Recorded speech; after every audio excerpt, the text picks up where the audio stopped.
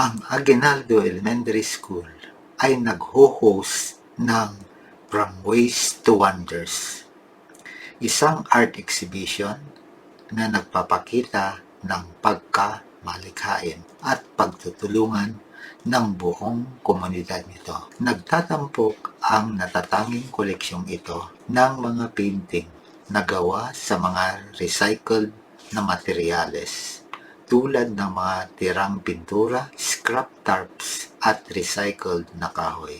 Mga detalye ng exhibit, lokasyon, Aguinaldo Elementary School, mga artists, mga Girl Scout, mga mag-aaral na may espesyal na pangangailangan, mga guro, mga leader ng elementarya at mga opisyal ng gobyerno.